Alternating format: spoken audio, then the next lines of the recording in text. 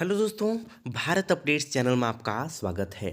और दोस्तों, आज सुबह की 14 बड़ी अपडेट्स, 14 बड़ी खबरें आप सभी के लिए लेकर यहाँ पर आ चुका हूँ। और आज है 5 फरवरी 2021, शुक्रवार।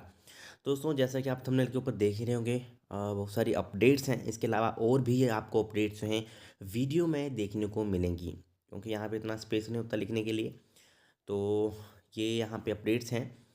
बीएड वालों के लिए अब इस महीने होगा एचपी टेट एग्ज़ाम 2021। आर्मी भर्ती रैली के लिए उसमें एक अच्छी खबर है। इनके लिए मोस्ट इम्पोर्टेंट अपडेट है यहाँ पे, जो अभी आर्मी भर्ती होने वाली है उनके लिए। हिमाचल मंत्रिमंडल की बैठक आज, तो देखेंगे इसमें क्या इसमें बताया जाएगा आज। HPSC, Himachal Pradesh board of school education, NABARD और भी बहुत सारी अपडेट्स हैं। ओके, तो चलिए दोस्तों शुरू करते हैं पहली अपडेट से। तो ये रही, हिमाचल में बरसी सफ़ेद आफत, 3 एनएच समेत 267 सड़कें बंद, 400 बसें फंसी। तो शिमला मनाली डलहौजी और धर्मशाला में नड्डी में नए साल की पहली बर्फबारी। राजधानी में 2 फीट तक जमी बर्फ, पर्यटकों ने भी की जमकर मस्ती। हिल्स क्वीन से कटा अपर शिमला, लाहौल, किन्नौर, बाग, पांगी भी अलग थलग, प्रदेश में कड़ाके की ठंड। तो पीडब्ल्यूडी ने 25,000 कर्मचारी और 5,000 मशीनें सड़कों की बहाली के लिए फील्ड में उतारी। एचआरटीसी के 472 रूट यातायात के लिए बंद, शिमला में सबसे ज़्यादा 260। तो दोस्तों, ये यहाँ पे बर्फबारी अभी हो चुकी है स्टार्ट।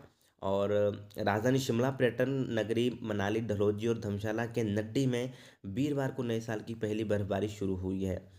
हिमाचल प्रदेश में भारी बर्फबारी से 3 नेशनल हाईवे, करीब 267 सड़कें बंद हो गई हैं। प्रदेश में एचआरटीसी के 472 बस रूट प्रभावित हैं, जिनमें शिमला जिले में सबसे ज़्यादा 260 रूट हैं। एचआरटीसी की 400 से अधिक बसें जगह जगह फंसी हैं। प्रदेश के 8 जिलों के ऊंचाई वाले क्षेत्र बर्फ से लकदक हो गए हैं।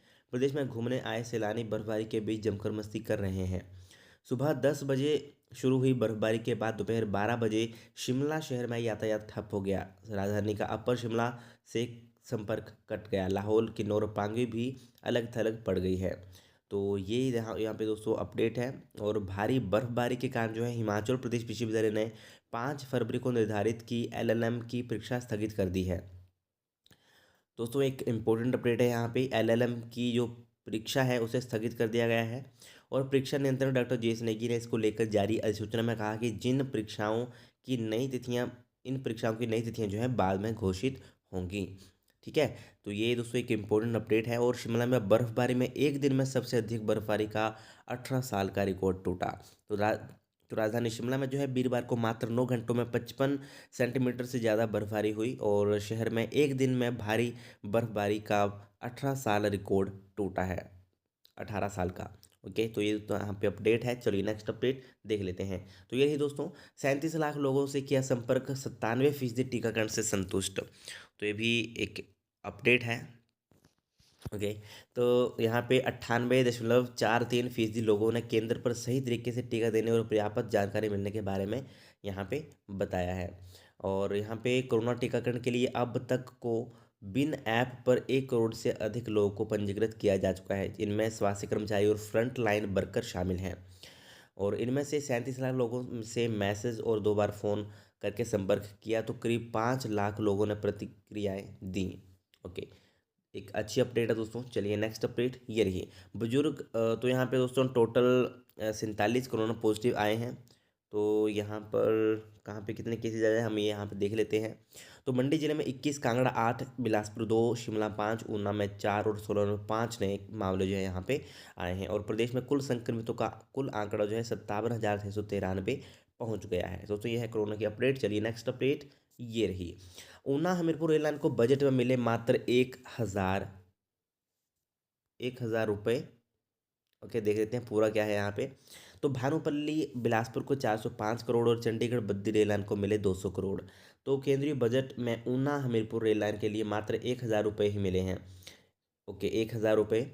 केंद्रीय राज्य मंत्री अनुराग ठाकुर के इस ड्रीम प्रोजेक्ट को जिंदा रखने के लिए ऐसा किया गया है। इस प्रोजेक्ट की डीपीआर अभी कैबिनेट कमेटी इकोनॉमिक अफेयर से मंजूर नहीं हो पाई है। वहीं सामरिक महत्व की भानुपल्ली बिलासपुर रेल लाइन के लिए बजट में 405 करोड़, चंडीगढ़ बद्दी रेल लाइन को वर्ष 2021-22 के लिए 200 करोड़ रुपए मिले हैं। यह सब जानकारी उत्तर रेलवे ने अपनी बजट बुक और वेबसाइट पर जारी की है। तो ये एक यहाँ पर अपडेट है दोस्तों। केंद्रीय बजट के बाद उत्तर रेलवे ने वेबसाइट पर डाली जानकारी। पूरा पढ़ना चाहो तो यहाँ पे पढ़ सकते हो। ओके, चलिए नेक्स्ट अपडेट ये रही। बर्ड फ्लू 12 एपिसेंटर में कांगड़ा जिला भी शामिल, अमेरिका अलर्ट, व्यापारिक उद्देश्य से साझा की रिपोर्ट। तो हिमाचल प्रदेश सरकार समेत जो है भारत में फैले बर्ड फ्लू को लेकर अमेरिका भी अलर्ट हो गया है। अमेरिका के कृषि विभाग ने इस बारे में एक वॉलंटरी रिपोर्ट साझा की है। इसमें भारत के 12 बर्ड फ्लू एपिसेंटर में प्रदेश में कांगड़ा जिला को भी शामिल किया गया है। अमेरिका ने यह रिपोर्ट व्यापारिक उद्देश्य से जारी की है। तो ये कुछ दोस्तों यहाँ पे अपडेट है। इस वॉलंटरी रिपोर्ट नंबर IN 2021-0004 को avian influenza outbreaks and several Indian states का नाम जो है दिया गया है। ओके, चलिए नेक्स्ट अपडेट ये रही। हिमाचल में 3 नए पुल और 69 सड़कें बनेंगी, टेंडर प्रक्रिया शुरू। नाबार्ड से 371.93 करोड़ का बजट स्वीकृत, कांगड़ा में बनेगी सर्वाधिक 20 सड़कें। तो दोस्तों मंडी जिले में 11 सड़कों का होगा निर्माण, किन्नौर को छोड़ प्रदेश के 11 जिलों में बिछेगा सड़कों का जाल। तो हिमाचल प्रदेश में सड़कों से वंचित गांवों को मुख्य सड़कों से जोड़ने की कवायद शुरू हो गई। सूबे में 3 नए पुलों और 69 सड़कों का निर्माण होगा। इनमें निर्माण कार्य के लिए नाबार्ड से 371.93 करोड़ का बजट स्वीकृत हुआ है। किन्नौर को छोड़ प्रदेश के शेष 11 जिलों में सड़कों का जाल बिछेगा। तो ये भी दोस्तों एक इंपॉर्टेंट यहाँ पे अपडेट है। तो लोक निर्माण विभाग के हमीरपुर, शिमला, मंडी और कांगड़ा चारों मुख्य अभियंता जोन के लिए बजट जारी कर दिया गया है। पूरी जानकारी आप यहाँ पे पढ़ सकते हो। चलिए नेक्स्ट अपडेट ये रही। मंत्रिमंडल की बैठक आज, बजट सत्र पर होगा फैसला, तय हो सकती हैं सत्र की तिथियां, कोरोना पर भी चर्चा संभव। तो दोस्तों राजधानी शिमला में भारी बर्फबारी के बावजूद हिमाचल प्रदेश मंत्रिमंडल की बैठक शुक्रवार को राज्य सचिवालय में होगी। मुख्यमंत्री जयराम ठाकुर की अध्यक्षता में होने वाली इस बैठक में बजट सत्र की तिथियां तय करने के मामले में निर्णय होगा। बजट सत्र 26 फरवरी के बाद संभावित है। तो ये यहाँ पे अपडेट है दोस्तों। और स्कूलों की होगी समीक्षा। तो मंत्रिमंडल की बैठक में 1 फरवरी से खोले गए ग्रीष्मकालीन छुट्टियों वाले स्कूलों की समीक्षा की जाएगी। शिक्षा विभाग इस बैठक में कोरोना संक्रमित शिक्षकों और स्कूलों में विद्यार्थियों की हाजिरी की जानकारी देगा। इसके अलावा दोस्तों और भी यहाँ पे अपडेट है, तो पूरा आप यहाँ पे पढ़ सकते हो। ओके, चलिए नेक्स्ट अपडेट यही। सुविधाओं के आधार पर बढ़ेंगी निजी विश्वविद्यालयों की सीटें, निजी शिक्षण संस्थान नियामक आयोग ने कराया विश्वविद्यालयों का निरीक्षण। हिमाचल प्रदेश के निजी विश्वविद्यालयों को अब सुविधाओं के आधार पर ही विभिन्न कोर्सों में सीटों को बढ़ाने की मंजूरी मिलेगी। निजी शिक्षण संस्थान नियामक आयोग ने निजी विश्वविद्यालयों में निरीक्षण की प्रक्रिया को पूरा कर लिया है। अब शिक्षकों की योग्यता और आधारभूत ढांचे के आधार पर ही नए कोर्सेज को मंजूरी दी जाएगी। आयोग के पास कई विश्वविद्यालयों ने नए कोर्स शुरू करने और सीटें बढ़ाने के लिए आवेदन शुरू किए हैं। उच्च शिक्षण संस्थानों में गुणवत्ता युक्त शिक्षा देने के लिए निजी शिक्षण संस्थान नियामक आयोग हर एक पहलू की गहनता से जाँच कर रहा है। तो ये भी यहाँ पे अपडेट है। चलिए नेक्स्ट अपडेट ये रही। दोस्तों आयोग ने तकनीशियन भर्ती का परिणाम क्या घोषित। दोस्तों बात हो रही है यहाँ पे Himachal Pradesh staff selection commission Hamirpur की तरफ से, यानी कि प्रदेश कर्मचारी चयन आयोग ने जो है तकनीशियन रेफ्रिजरेटर पोस्ट कोड 770 के 4 पदों के लिए ली गई परीक्षा का अंतिम परिणाम घोषित कर दिया है। तो इसके लिए अभी जो है मूल्यांकन परीक्षा 18 जनवरी को ली गई थी। ओके, और ये उत्तीर्ण यहाँ पे इनके रोल नंबर यहाँ पे बताए गए हैं। ओके, चलिए नेक्स्ट अपडेट ये रही। 98 अभ्यर्थियों ने डी माउंटेनियरिंग सुपरवाइजर की लिखित परीक्षा। दोस्तों पोस्ट कोड 861 का एक पद भरने के लिए प्रदेश के 404 अभ्यर्थियों को को लेटर जारी किए गए थे। इनमें से 98 अभ्यर्थियों ने परीक्षा में भाग लिया है। 306 अभ्यर्थी अनुपस्थित रहे। परीक्षा सुबह 10 से 12 बजे तक आयोजित जो है की गई है।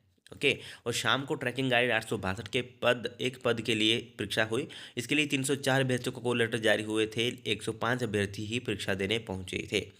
ओके, और 199 जो है अभ्यर्थी अनुपस्थित रहे। परीक्षा 2 से 4 बजे तक हुई।